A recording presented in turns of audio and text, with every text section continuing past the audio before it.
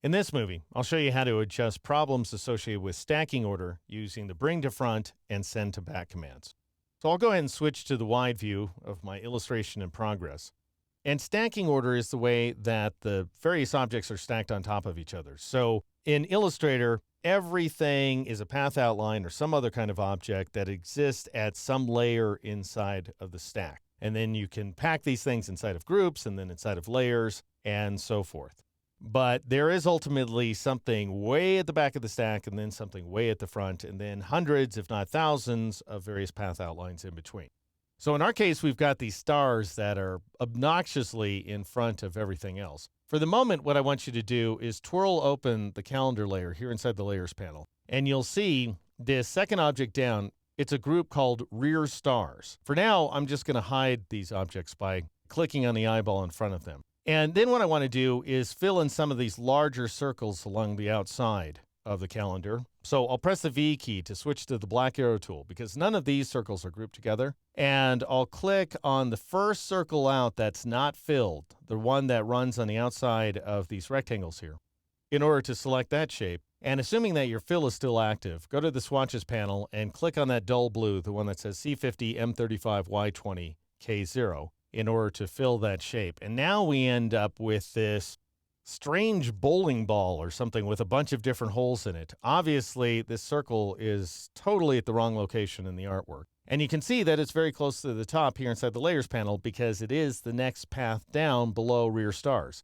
Let's go ahead and turn it off too so we can better see what we're doing. Next, if you're working along with me, I want you to click on the topmost of these two circles right there, this guy, in order to select it. And we want to fill this with the dark green that is called card table inside the swatches panel. Again, it's covering everything up, but we should be able to work around it. I'm going to click the next shape down, or you could go up to the select menu and choose next object below, which will select the next object directly below the selected one. And that ends up getting us the shape that we're looking for. And I just want to reverse its fill and stroke. So I'll press Shift X so that we now have a black fill and no stroke associated with the shape. Then I'll return to the select menu and choose next object below again.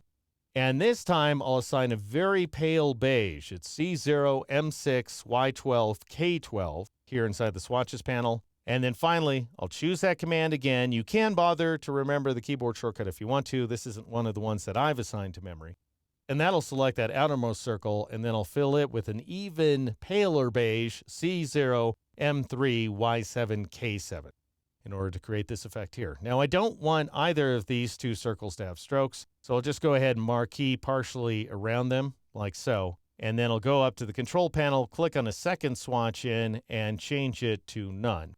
And then finally, I want to select all these shapes and send them to the back of the stack. So I'll scroll down my list a little bit here inside the layers panel. I'll turn back on that blue circle, and I'll shift click on the meatballs associated with the black, green, and blue circles in order to add them to the selection. That's going to be the easiest way to work where this particular artwork is concerned. And now what you want to do is right-click inside the illustration and choose Arrange.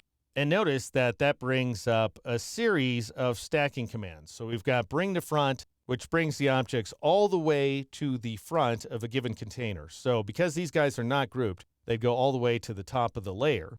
Or you can send them all the way to the back of the layer, and you can also bring them forward or send them backward incrementally. Now, bring to front is exactly the opposite of what we want. That's going to take these objects all the way to the front of the stack so they cover up everything inside the artwork, because this artwork contains one and only one layer. Whereas, if I right-click, choose Arrange, and then choose Send to Back, we're going to get the effect that we're looking for, which is to say the circles will go to the very back of the calendar. Now, a note about these keyboard shortcuts. Even though I told you I don't really use those keyboard shortcuts for next object above and next object below, the selection commands, I do use these. And they're very similar. They both rely on square bracket keys. So we have Control-Shift right bracket to send things to the top of the stack, and we have Control-Shift left bracket to send the selection to the bottom of the stack. And while this may not make a lot of sense, if you come from another software, you may wonder, well, bring to front, why isn't that just Control or Command F? And send it back, what's wrong with Control or Command B? Well, those shortcuts are devoted to much better commands, as we'll see in the next movie. For now, I'll tell you that the good news is that these same shortcuts appear in other Adobe products, most notably Photoshop. So anyway, choose Send to Back or press Control-Shift left bracket to send those circles to the back of the stack. Next, I'm going to switch to the zoomed-in version of my artwork here. And notice that Illustrator has not kept up with things. We should be seeing the exact same progress. After all, this is the exact same piece of artwork. But we have a screen refresh problem. So I'm going to press Control minus or Command minus on the Mac just to step out a little bit here. And that forces Illustrator to redraw the screen so we can see what's actually going on. Notice these inset 4-point stars.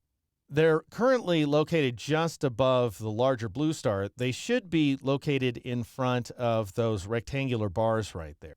What I need to do is bring them up incrementally, and I can do so by right-clicking in the artwork once again, choosing Arrange, and this time I want not bring all the way to front, but rather bring forward. And bring forward and send backward are going to change the stacking of the selected objects just one object up or down. So if I choose bring forward, that's going to move that artwork just one step up. And as you can see here, it provides us with exactly the results we're looking for. So that's how you select objects up and down the stack, as well as arrange objects using commands like send to back and bring forward. In the next movie, I'll show you another way to select up and down the stack using a special trick associated with the black arrow tool.